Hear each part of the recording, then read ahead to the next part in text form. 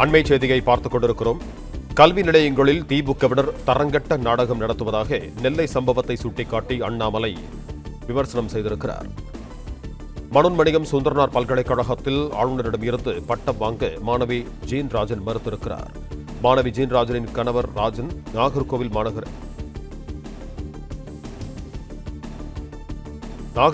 மாநகர திமுக துணைச் செயலராக இருக்கிறார் என்று அண்ணாமலை தெரிவித்திருக்கிறார்.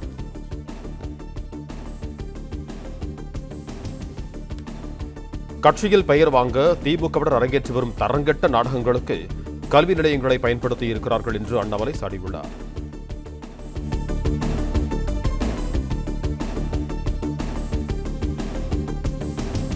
இது தொடர்பான கூடுதல் விவரங்களை இணைக்கிறார் எமது செய்தியாளர் ராஜ்குமாரன். வணக்கம் ராஜ்குமாரன், உங்களிடம் இருக்கும் தகவல்கள் சொல்லுங்கள். நெல்லை மனோன்மணியம் சுந்தரனார் பல்கலைக்கழகத்தினுடைய பட்டமளிப்பு விழாவிலே நாகர்கோவில் மாநகர திமுகவின் துணைச் செயலாளர் ராஜன் அவருடைய மனைவி ஜீன் ஜோசப் என்பவர் ஆளுநர் கையால் பட்டம் பெற மாட்டேன் என்று கூறியிருப்பதாக குறிப்பிட்டு அண்ணாமலை இந்த பதிவினை வெளியிட்டிருக்கிறார்.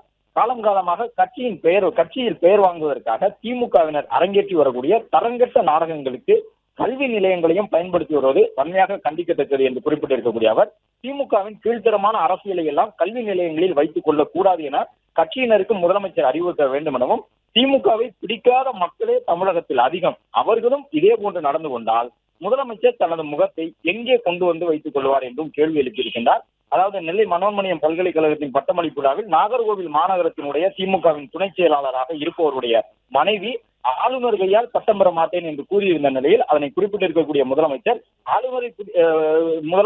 அவருடைய அறிவுறுத்தல் திமுகவினருக்கு வழங்க வேண்டும் எனவும், அதே போன்று முதலமைச்சர் தன்னுடைய முகத்தை எங்கே வைத்துக் கொள்வார், தமிழகத்தில் திமுகவை பிடிக்காத மக்கள் அதிகம் இருக்கக்கூடிய சூழ்நிலையில் அவர்களும் இதே போன்று நடந்து கொண்டார் என்றும் அண்ணாமலை கேள்வி எழுப்பியிருக்கின்றார்.